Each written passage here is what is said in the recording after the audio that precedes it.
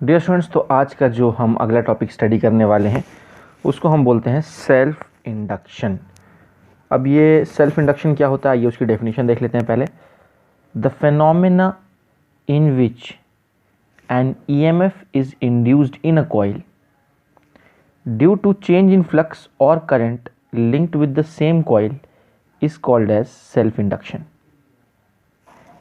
and the EMF induced is called as back EMF।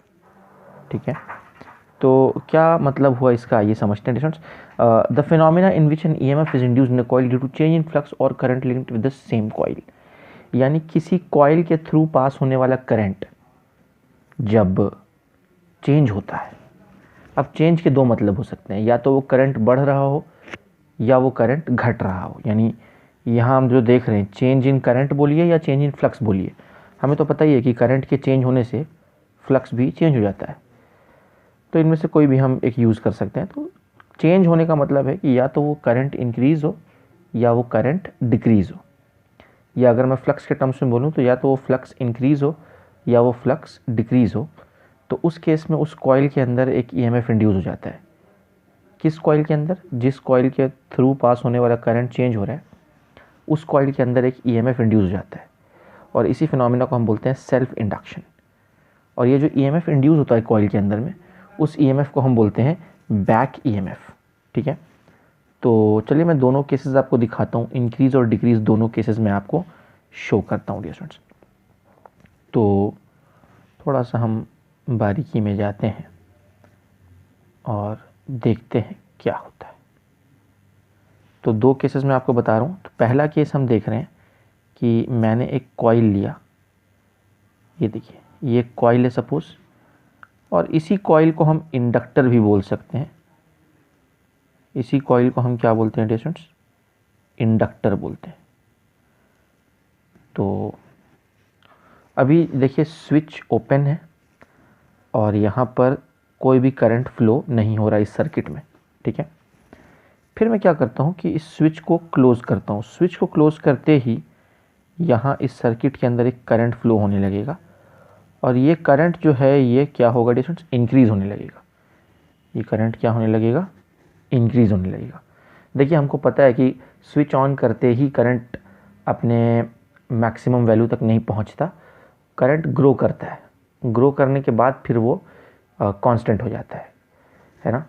Similarly switch off करते ही current zero नहीं होता, current decay होता है। Decay होने का मतलब है कि करंट थोड़ा टाइम लेता है डिक्रीज़ होके फिर ज़ीरो होने में।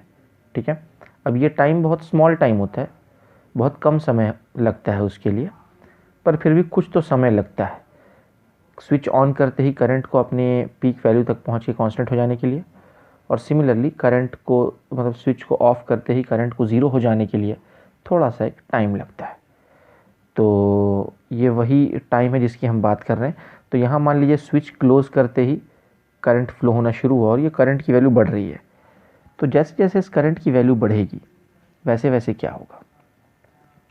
वैसे वैसे इस कॉइल के थ्रू जो पास होने वाला, देखिए करंट फ्लो होने की वजह से यहाँ मैग्नेटिक फ्लक्स क्रिएट होगा, मैग्नेटिक फील्ड लाइंस क्रिएट होगी। तो फील्ड लाइंस बढ़ती जाएंगी, जैसे जैसे करंट बढ़ता जा रहा है वैसे वैसे ये फील्ड लाइंस बढ़ती जाएंगी, यानी ये जो कॉइल हमें दिख रहा है इस कॉइल से पास होने वाला फ्लक्स भी बढ़ता जाएगा। अब क्योंकि इस कॉइल के थ्रू पास होने वाला फ्लक्स बढ़ रहा है तो ये कॉइल नहीं चाहेगा कि फ्लक्स बढ़े, तो वो इस चेंज इन करंट को अपोज करेगा, यानी वो करंट को घटाने की कोशिश करेगा, और इसके लिए वो एक ईएमएफ इंड्यूस करेगा जिसको हम क्या बोलते हैं? बैक ईएमएफ बोलते हैं। तो वो ईएमएफ किस तरह से इंड्यूस करेगा वो मैं आपको दिखाता हूँ। वो इस तरह से इंड्यूस करेगा डिस्टेंस, इधर प्लस और इधर माइनस, इसी को मैं ई बोल रहा हूँ। यही हमारा क्या है डिस्टेंस? यही हमारा है बैक ईएमएफ। ठीक है, तो आप देखिए ये बैटरी को अपोज कर रहा है, बैटरी को अपोज कर रहा है। देखिए बैटरी का पॉजिटिव टर्मिनल इसके पॉजिटिव टर्मिनल से जाके जुड़ रहा है, मतलब ये करंट को इधर फ्लो करवाना चाह रहा है ऑपोजिट सेंस में, यानी इनफैक्ट उसको अपोज करना चाह रहा है। ठीक है, तो ये कब की बात हुई? जब करंट इंक्रीज़ हो रहा है तब की बात है। अब मान लीजिए कि मैं सेकंड केस लेता हूँ कि अब हमने जो है ना स्विच को ओपन कर दिया और फिर हम देखना चाहते हैं कि क्या हो रहा है। ठीक है, तो ये हमारा इंडक्टर था, यानी हमारा कॉइल था है ना, और ये हमारी बैटरी है, और इस बार हमने स्विच को ओपन कर दिया है, तो यहाँ करंट जो है वो डिक्रीज़ होना शुरू हो जाएगा। करंट के फ्लो होने की डायरेक्शन तो वही होगी, but this current will start decreasing. तो अगर ये करंट डिक्रीज़ होगा तो फिर फ्लक्स क्या होगा, फ्लक्स डिक्रीज़ होने लगेगा। करंट के डिक्रीज़ होते ही फील्ड लाइंस घटने लगेंगी, यानी ये जो फील्ड लाइंस यहाँ बन रही थी वो फील्ड लाइंस घटने लगेंगी, मतलब फ्लक्स घटने लगेगा। ठीक है, तो आप चाहे तो मैं यहाँ लिख भी सकता हूँ कि आई डिक्रीज़ होने का मतलब है कि फ्लक्स इज़ डिक्रीजिंग, और यहाँ आई इंक्रीज़ होने का मतलब है कि फ्लक्स इज़ इंक्रीजिंग। ठीक है, तो अब फ्लक्स घट रहा है, इस कॉइल के थ्रू पास होने वाला जो मैग्नेटिक फ्लक्स है वो घटता जा रहा है, तो वो कॉइल नहीं चाहेगा कि फ्लक्स घटे, तो इसके लिए वो फिर से एक ईएमएफ इंड्यूस करेगा। इस बार वो ईएमएफ इस तरह से इंड्यूस करेगा डिस्टेंस, ये देखिए ऐसा, इधर प्लस इधर माइनस, और इसको मैं ई बोल रहा हूँ। तो ये इस तरह से क्यों इंड्यूस हो गया, देखिए ये बैटरी को सपोर्ट कर रहा है, ये भी चाहता है कि करंट इस सेंस में ही फ्लो हो, जिस सेंस में मेन सर्किट में करंट फ्लो हो रहा है उसी सेंस में करंट फ्लो हो, वो सपोर्ट कर रहा है करंट को, वो नहीं चाह रहा कि करंट घटे। देखिए इस केस में, पहले केस में करंट बढ़ रहा था तो इसने अपोज किया, वो नहीं चाह रहा था कि करंट बढ़े, और सेकंड केस में करंट घट रहा है, वो नहीं चाहता कि करंट घटे, इसलिए वो असिस्ट कर रहा है एक्सटर्नल पावर सोर्स को। तो यहाँ पे वो एक्सटर्नल पावर सोर्स को रेजिस्ट कर रहा है, और यहाँ पे वो एक्सटर्नल पावर सोर्स को असिस्ट कर रहा है। इन दोनों ही केसेस में वो चेंज इन फ्लक्स को अपोज कर रहा है, यानी फ्लक्स वो चेंज होने देना नहीं चाह रहा। यहाँ पे वो फ्लक्स को बढ़ने नहीं देना चाहता, और यहाँ वो फ्लक्स को घटने नहीं देना चाहता। क्योंकि ये ईएमएफ क्यों इंड्यूस होता है, ईएमएफ इंड्यूस होता है फ्लक्स के चेंज होने से। फ्लक्स बढ़ता है या घटता है तो ही ईएमएफ इंड्यूस होता है। तो वो ईएमएफ का मेन मकसद ये होता है कि फ्लक्स कांस्टेंट हो जाए। तो वो फ्लक्स को, अगर फ्लक्स घट रहा होता है तो वो उसको बढ़ाने की कोशिश करता है, और फ्लक्स अगर बढ़ रहा होता है तो उसको घटाने की कोशिश करता है, ताकि वो बैलेंस हो जाए और फ्लक्स कांस्टेंट हो जाए, यही उसका मकसद होता है। ये जो ईएमएफ इंड्यूस होता है इसका मकसद यही होता है कि फ्लक्स को कांस्टेंट कर दिया जाए। अगर वो फ्लक्स बढ़ रहा है तो उसको घटाया जाए, और अगर वो फ्लक्स घट रहा है तो उसको बढ़ाया जाए। ठीक है, तो इसी ईएमएफ को हम सेल्फ इंड्यूस्ड ईएमएफ बोल सकते हैं या बैक ईएमएफ बोल सकते हैं। ये भी बैक ईएमएफ है हमारा, और ये भी बैक ईएमएफ है। तो बैक ईएमएफ का जो पोलैरिटी है वो फिक्स नहीं होता, मतलब किधर पॉजिटिव होगा और किधर नेगेटिव होगा। जैसे इस केस में देख रहे हैं पोलैरिटी अलग है, और इस केस में हम देख रहे हैं कि पोलैरिटी अलग है। तो पोलैरिटी फिक्स नहीं होती, पोलैरिटी डिपेंड करती है कि करंट सर्किट में इंक्रीज़ हो रहा है या डिक्रीज़ हो रहा है। ठीक है, हाँ, लेकिन इसका मैग्नीट्यूड फिक्स होता है, और उसकी भी हम चर्चा करेंगे अभी डिस्टेंस। तो इसके पहले कि मैं आगे बढ़ूं और कुछ इसका मैथमेटिकल फॉर्म आपको एक्सप्लेन करूं, उसके पहले मैं चाहूँगा कि आप ये स्लाइड जो है वो पॉज करके आप कॉपी डाउन कर लें, फिर हम आगे बढ़ते हैं। ओके बच्चों, अब यहाँ पर देखिए जो भी फ्लक्स पास होता है किसी भी कॉइल के थ्रू या किसी भी इंडक्टर के थ्रू, देखिए इसको हमने क्या नाम दिया हुआ है, इसको हमने नाम दिया हुआ है इंडक्टर। इंडक्टर बोलते हैं डिस्टेंस, जो कॉइल हमको ऐसा दिखता है ना, इसको हम इंडक्टर बोलते हैं। ठीक है, और आप चाहें तो इसको सोलिनॉइड भी बोल सकते हैं। सोलिनॉइड में बेसिकली क्या होता है, कोर भी होता है, अंदर में कोर लगा देते हैं ना, जिसके ऊपर उसको रैप करते हैं, तो इसको सोलिनॉइड बोलते हैं। और अगर कोर हटा दिया आपने तो इस तरह से this is called as an inductor. ठीक है, तो हाँ, तो मैं ये बोल रहा था कि किसी भी कॉइल के थ्रू पास होने वाले जो फ्लक्स है वो डिपेंड करता है कि उसमें से करंट कितना पास हो रहा है।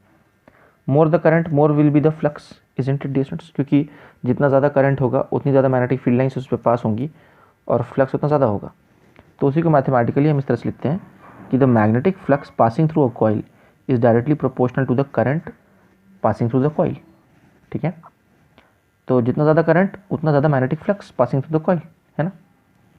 तो फिर इसी को हम लिख सकते हैं डिस्टेंस कांस्टेंट ऑफ प्रोपोर्शनैलिटी कहलाते हैं हम यहाँ पे L इंटू आई। तो phi is equal to L into I, आप इसको ऐसा लिखें, या L is equal to phi upon I, ऐसा लिखें। बात देखिए, तो यहाँ पे देखिए जो हमारा L है, this L is the constant of proportionality, constant of proportionality also called as coefficient of self induction, also called as coefficient of self induction या इसका एक नाम और है dear students, it is also called as self inductance. It is also called as self inductance, है ना। तो इसमें सबसे इजी नाम ये सबसे आखिरी वाला है, सेल्फ इंडक्टेंस, जो सबसे ज़्यादा यूज़ होता है। तो L is called as self inductance. जैसे आपने पढ़ा है R का मतलब क्या होता है, रेजिस्टेंस होता है ना, V is equal to IR। तो R वहाँ पे R भी कांस्टेंट ऑफ प्रोपोर्शनैलिटी होता है जिसको हम रेजिस्टेंस बोलते हैं। फिर आपने पढ़ा है C इज़ व्हाट, कैपेसिटेंस। तो रेजिस्टर के पास रेजिस्टेंस होता है, कैपेसिटर के पास कैपेसिटेंस होता है। तो सिमिलरली जो हमारा इंडक्टर होता है, उस इंडक्टर के पास क्या होता है, उसका सेल्फ इंडक्टेंस होता है। सेल्फ इंडक्टेंस आप ये समझिए कि चेंज इन फ्लक्स को अपोज करने की जो क्षमता है उसी को हम सेल्फ इंडक्टेंस बोलते हैं, ठीक है। तो मतलब अगर किसी कॉइल का सेल्फ इंडक्टेंस ज़्यादा है तो वो चेंज इन फ्लक्स को ज़्यादा अपोज करेगा, और अगर किसी कॉइल का सेल्फ इंडक्टेंस कम है तो वो चेंज इन फ्लक्स को कम अपोज करेगा, ठीक है। तो जितना ज़्यादा सेल्फ इंडक्टेंस उतना ज़्यादा वो चेंज इन फ्लक्स को या चेंज इन करंट को अपोज करता है। चेंज इन फ्लक्स बोलिए या चेंज इन करंट बोलिए, जैसा कि मैंने आपको बताया एक ही बात है। तो more the self inductance more will be the opposition to change in current, ठीक है। And less the self inductance less will be the opposition to change in current, ठीक है। तो ये एक बात हो गई यहाँ पे डिस्टेंस। तो यहाँ पर हम एक तो यहाँ पे मैं अगर आपको बताऊँ तो इसका यूनिट मैं इस तरह से लिखता हूँ। देखिए ऊपर तो मैग्नेटिक फ्लक्स है जिसका यूनिट होता है वेबर, और नीचे हमारा करंट है जिसके लिए हम एम्पियर लिख सकते हैं। सो वेबर पर एम्पियर, और इसी वेबर पर एम्पियर को ही बोला गया एच मतलब Henry. So Henry is the SI unit for self inductance. This is the SI unit for self inductance, ठीक है। तो उम्मीद है कि ये बात आपको समझ में आ गई होगी, ठीक है। तो हाँ, अब यहाँ पे कुछ और क्रिटिकल बातें हैं जो मैं चाहूँगा कि आप ध्यान में रखें। वो ये डिस्टेंस कि यहाँ पर जो आपको फाई दिख रहा है, ये फाई क्या है, ये फाई है flux passing through each turn, या flux passing through any single turn, single loop. देखिए आपको यहाँ पे बहुत सारे लूप्स दिख रहे हैं। एक इंडक्टर के अंदर बहुत सारे लूप्स होते हैं ना, तो जैसे आपको यहाँ दिख रहा होगा डिस्टेंस, ये एक लूप है, ये दूसरा लूप है, ये तीसरा लूप है, ये चौथा लूप है, कितने सारे लूप्स हैं यहाँ पे आपको दिख रहे हैं ना। तो किसी भी एक लूप से जो पास होने वाला फ्लक्स है उसी को हमने यहाँ पे फाई बोला है। फाई मतलब एक लूप से पास होने वाला फ्लक्स। तो कहने का मतलब ये है कि ये जो फॉर्मूला है, this formula is applicable for single turn, for single loop. Single loop लिखो या सिंगल टर्न लिखो, बात एक ही है। तो ये सिंगल टर्न के लिए ये फॉर्मूला एप्लीकेबल है, फाई इक्वल टू LI। पर अगर n नंबर ऑफ टर्न्स हो गए तब क्या होगा, तो इसका एक मॉडिफाइड वर्जन भी है, वो भी मैं आपको बता देता हूँ। तो आइए देखते हैं उसका मॉडिफाइड वर्जन क्या है। तो मैं इस तरह से बताता हूँ आपको। तो डिस्टेंस अगर मान लीजिए n नंबर ऑफ टर्न्स है किसी इंडक्टर के अंदर में, तो जैसे मान लीजिए मैं इंडक्टर बनाता हूँ, ठीक है। तो यहाँ मान लीजिए 1 2 3 4 टर्न्स है, ठीक है। और किसी भी एक टर्न से पास होने वाला जो फ्लक्स है वो फाई है, तो टोटल फ्लक्स क्या होगा। तो अगर मान लीजिए यहाँ पे 4 टर्न्स है तो टोटल फ्लक्स क्या होगा, 4 टाइम्स फाई। और यहाँ अगर n नंबर ऑफ टर्न्स है तो टोटल फ्लक्स क्या हो जाएगा। तो मैं ऐसा बोल सकता हूँ कि phi total is nothing but n times phi passing through a single turn, ठीक है। अब यहाँ पर क्या होगा कि हम ऐसा बोल सकते हैं कि भाई जो टोटल फ्लक्स है it is directly proportional to the current. देखिए current is directly proportional to flux through single turn also, and current is directly proportional to total flux also. भाई जितना ज़्यादा करंट होगा टोटल फ्लक्स भी उतना ज़्यादा होगा। और यहाँ पे हमने देखा कि करंट जितना ज़्यादा होगा किसी भी एक टर्न से पास होने वाला फ्लक्स भी उतना ज़्यादा होगा। तो करंट बढ़ने से ना सिर्फ इंडिविजुअल टर्न्स के फ्लक्स बढ़ते हैं बल्कि टोटल फ्लक्स भी बढ़ता है ना। तो टोटल फ्लक्स के लिए भी हम वही रिलेशनशिप लिख सकते हैं जो हम एक सिंगल लूप के लिए लिख रहे हैं, ठीक है। और यहाँ पे अगर मैं सब्स्टिट्यूट कर दूँ ये वाली वैल्यू, तो हम इसको क्या लिख सकते हैं, n into phi is directly proportional to I। और यहाँ पे वही हम कर सकते हैं कांस्टेंट ऑफ प्रोपोर्शनैलिटी अगर हमने डाल दिया तो n into five is equal to L into I, N phi equal to L I, ठीक है। तो कुछ नहीं, बस वहाँ फाई था तो यहाँ n टाइम्स फाई हो गया। तो इसी को मैं ऐसा भी लिख सकता हूँ कि फर्दर अगर लिखता हूँ इसको, तो इसको मैं इस तरह से भी लिख सकता हूँ स्टूडेंट्स। आइए देखते हैं। तो मैं लिख सकता हूँ कि L is nothing but n into phi upon I, ठीक है। तो देखिए एक L का ये फॉर्मूला है और एक L का ये फॉर्मूला है। तो मैं यहाँ पर स्टूडेंट्स इसको मैं बोल देता हूँ इक्वेशन नंबर 1 और इसको मैं बोल देता हूँ इक्वेशन नंबर 2। ओके ओके, तो ये है हमारा इक्वेशन नंबर 2। अब इक्वेशन नंबर 2 किसके लिए वैलिड है, यहाँ मैं लिख देता हूँ for n turns, this is applicable for n turns. और यहाँ इक्वेशन नंबर 1 में मैंने क्या लिखा है देखिए, हाँ जी, यहाँ पे मैंने लिखा है फॉर सिंगल टर्न, ये बोलो या ये बोलो, बात देखिए, this is for single turn and equation number 2 is for n number of. अब आप देखिए ना, यहाँ पे n की जगह पर आप 1 पुट कर दीजिए तो आपको इक्वेशन नंबर 1 मिल जाएगा। देखिए इक्वेशन नंबर 1 को आप देखिए, यहाँ पे वही मिल जाएगा आपको, L equal to 5 upon I, है ना। तो यहाँ n इक्वल टू 1 पुट कीजिए, आपको वही फॉर्मूला मिल जाएगा। तो self inductance is what, n into 5 upon I, this is for n turns. And अगर एक सिंगल टर्न है तो फिर L is equal to 5 upon I, ये सिंगल टर्न के लिए, ठीक है। तो anyways I hope you got it.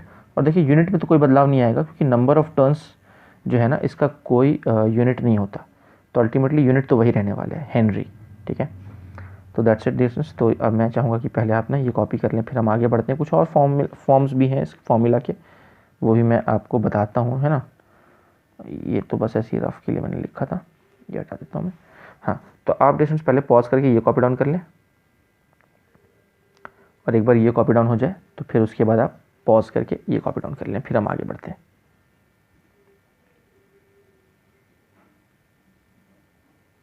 तो अब हम देख रहे हैं EMF induced in a single turn, यानी एक सिंगल टर्न में जो EMF इंड्यूस होता है वो कितना होता है, उसका भी एक रिलेशनशिप है, वो हम देखने की कोशिश करेंगे। तो डिस्टेंस जो भी EMF इंड्यूस होता है वो EMF डायरेक्टली प्रोपोर्शनल होता है rate of change of current के। यानी कि जो अभी अभी हमने सर्किट देखा, यानी कि कौन से सर्किट की बात कर रहे हैं, ये वाले सर्किट की हम बात कर रहे हैं। तो आप दोनों में से कोई भी एक सर्किट ले लीजिए, जो भी EMF इंड्यूस होता है डिस्टेंस, पहले हम किसी भी एक सिंगल कॉइल की बात करें, सिंगल टर्न की बात कर रहे हैं, तो किसी भी एक सिंगल टर्न में जो भी EMF इंड्यूस होगा वो EMF डिपेंड करता है rate of change of current पे। करंट जितना जल्दी जल्दी चेंज होगा EMF उतना ज़्यादा इंड्यूस होगा, और करंट जितना स्लोली चेंज होगा EMF उतना कम इंड्यूस होगा, ठीक है। ये बातें हमने फैराडे लॉ में भी थोड़ी बहुत पढ़ी हैं, है ना। तो अब यहीं पे एक कांस्टेंट ऑफ प्रोपोर्शनैलिटी ला देते हैं हम, जो कि फिर से आ जाता है L, और ये हो जाता है LdI अपॉन dt, ठीक है। E is equal to LdI upon dt। Again L यहाँ पे कांस्टेंट ऑफ प्रोपोर्शनैलिटी है, this is also called as self inductance, ठीक है। See this is very much similar to V equal to IR। आप याद कीजिए, अगर मैं इसको ऐसे लिखूँ V is equal to R into I, तो अगर मैं इसको ऐसा लिखूँ और इसको कंपेयर करूँ ऊपर वाले इक्वेशन से, आप देखिए R की जगह पर यहाँ कौन आ रहा है, L आ रहा है, और जो काम यहाँ करंट कर रहा है वो यहाँ rate of change of current, है ना। तो यस, तो जैसा कि मैंने आपको पहले बताया था कि सेल्फ इंडक्टेंस क्या होता है, ये बताता है कि कितना ऑपोजिशन इंडक्टर प्रोवाइड कर रहा है चेंज ऑफ करंट को, है ना। Rate of change of current को कितना ऑपोजिशन प्रोवाइड कर रहा है। देखिए यहाँ से मैं इसको इस तरह से लिखता हूँ, देखिए डिस्टेंस, यहाँ से मैं ऐसा भी लिख सकता हूँ कि L is nothing but E upon DI by DT, इसको मैं ऐसा भी लिख सकता हूँ, ठीक है। और यही नहीं, हम इसको कुछ इस तरह से कर सकते हैं, इसके अगर मैं SI यूनिट की बात करूँ तो ऊपर तो EMF है तो उसके लिए वोल्ट लिख सकते हैं, ठीक है, और नीचे कौन है, एम्पियर पर सेकेंड, तो ये हो जाएगा एम्पियर पर सेकेंड। इसी को हम बोल सकते हैं volt into second upon ampere, ठीक है। और इसी को हम बोलते हैं डिस्टेंस हेनरी, इसी को हम बोलते हैं हेनरी। तो देखिए आप हेनरी आप यहाँ से निकालिए, इस फार्मूला से भी हम हेनरी बोल सकते हैं, और ये पीछे वाला जो फार्मूला आपको बताया था मैंने, हाँ जी, ये वाला फार्मूला वेबर पर एम्पियर, इसको भी हम हेनरी बोल सकते हैं, वेबर पर एम्पियर को भी हम हेनरी बोल सकते हैं, यहाँ पर इस फॉर्मूला में हमने देखा था। और volt into second upon ampere को भी हम हेनरी बोल सकते हैं, ठीक है। इन दोनों को हम हेनरी बोल सकते हैं। दोनों अल्टीमेटली सेल्फ इंडक्टेंस के ही अल्टीमेटली यूनिट्स हैं। तो मैंने बताया था आपको कि सेल्फ इंडक्टेंस जो होता है उसका ऐसा यूनिट क्या होता है, हेनरी होता है, ठीक है। तो अभी सेल्फ इंडक्टेंस को अगर हम थोड़ा और बारीकी से देखें तो यहाँ पर से हम क्या बोल सकते हैं, इस फॉर्मूला से हम बोल सकते हैं कि self inductance is equal to E upon d I by D t. यानी आप ये समझिए कि एक given rate of change of current के लिए, एक given rate of change of current के लिए जितना ज़्यादा बैक ईएमएफ इंड्यूस होगा उस इंडक्टर का सेल्फ इंडक्टेंस उतना ज़्यादा होगा। एक given rate of change of current के लिए बैक ईएमएफ जितना ज़्यादा इंड्यूस होगा सेल्फ इंडक्टेंस उतना ज़्यादा होगा, ठीक है। तो पता ये चला, मतलब मैं यहाँ पे लिख देता हूँ कि फ्रॉम दिस इक्वेशन, इसको मैं इक्वेशन नंबर 3 बोल देता हूँ, है ना। तो let this be equation number 3 and from 3 we can say that, from equation number 3 line खींच देते हैं। So from equation number 3 we can say that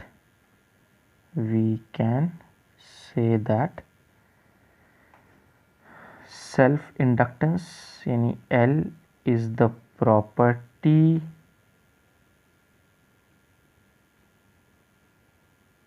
of an inductor, है ना, which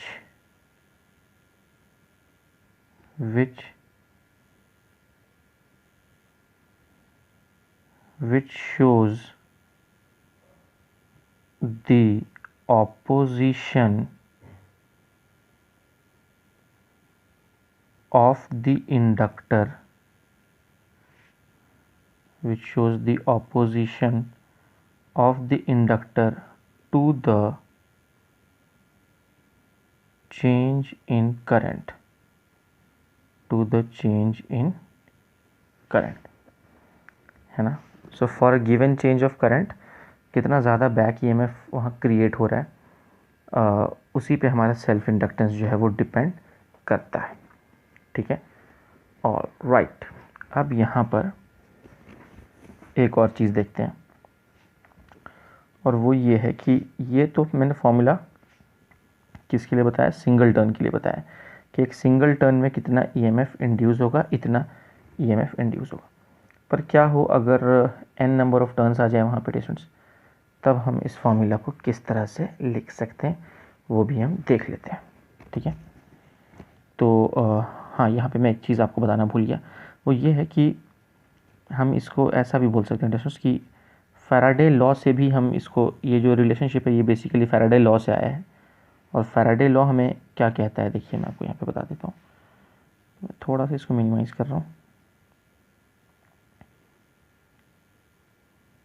ठीक है, उम्मीद ये दिख रहा होगा आपको, है ना। तो फैराडे लॉ ने हमें सिखाया था कि ई क्या होता है, ई होता है d phi upon D T. तो ये एक सिंगल टर्न से पास होने वाला फ्लक्स है, और हमने पढ़ा था कि फाई इक्वल टू क्या होता है, एल आई होता है, phi is equal to L into I होता है। देखिए आपको याद दिला दूँ मैं पीछे चल के, ये देखिए यहाँ पे फॉर सिंगल टर्न हमने पढ़ा था, क्या पढ़ा था, phi is equal to L I पढ़ा था, तो वही मैंने यहाँ पे पुट किया है, phi equal to L I. और यहीं से डियर स्टूडेंट्स ये एल बाहर आ जाता है और ये बन जाता है L D I by D T. तो आपने देखा, फिर इसके बाद आप ये समझ रहे होंगे किस तरह से लिंक हुआ है ना। So E is equal to L D I by D T, तो this implies that E is equal to L into D I upon D T, और वही चीज़ मैंने यहाँ पे लिखी है, ठीक है। तो ये है सिंगल टर्न में कितना ईएमएफ इंड्यूस हुआ। अब अगर हम n नंबर ऑफ़ टर्न्स की बात करें तो आइए उसकी भी बात कर लेते हैं हम।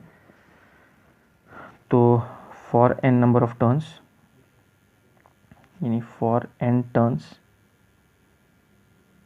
कितना ईएमएफ इंड्यूस होगा, टोटल ईएमएफ की अब बात हम कर रहे हैं। तो अगर n नंबर ऑफ़ टर्न्स है तो यहाँ पे टोटल ईएमएफ जो इसके अक्रॉस इंड्यूस हो रहा है उसको मैं ई बोल रहा हूँ, तो हम यहाँ पे क्या बोल सकते हैं कि E is nothing but, again Faraday law से E is equal to d phi upon D t, लेकिन टोटल EMF चाहिए तो फ्लक्स भी टोटल लेना पड़ेगा फाई टी, और टोटल फ्लक्स के लिए मैंने आपको बताया था कि टोटल फ्लक्स क्या होता है, n times flux passing through each turn, ठीक है। और इसको अगर मैं फर्दर लेके चलूँ तो हम इसको ऐसे लिख सकते हैं, E is equal to n d phi upon D t. अब हमें पता है ये फाई क्या होता है, एल आई होता है, तो फाई के जगह पर एल इंटू आई लिख देते हैं, तो ये एन आ गया और ये एल भी बाहर आ जाएगा और ये अंदर बचेगा D I upon D T, ठीक है। तो ये कुछ इस तरह से हो गया, E is equal to n times L D I by D t. यानी मैं इक्वेशन की नंबरिंग कर देता हूँ, ये इक्वेशन नंबर मैं इसको बोल देता हूँ रोमन 1। तो रोमन 1 हमें बता रहा है किसी एक सिंगल टर्न में कितना EMF इंड्यूस हुआ L D I by D T, ठीक है। और रोमन 2 हमें क्या बता रहा है कि n नंबर ऑफ टर्न्स में, ये जो n नंबर ऑफ टर्न्स हमें दिख रहा है इसमें टोटल EMF कितना इंड्यूस हुआ। तो आप देखिए n टाइम्स है, ये n times L D I by D T है, यानी आप यहाँ 1 पुट कर दीजिए, n की जगह पर 1 पुट कर दीजिए तो आपको सिंगल टर्न वाला फॉर्मूला मिल जाएगा, यानी आपको ये वाला फॉर्मूला मिल जाएगा, ठीक है। तो आप पॉज करके पहले ये कॉपी कर लीजिए, और एक बार ये कॉपी हो जाए तो उसके बाद आप पॉज करके ये कॉपी डाउन कर लीजिए।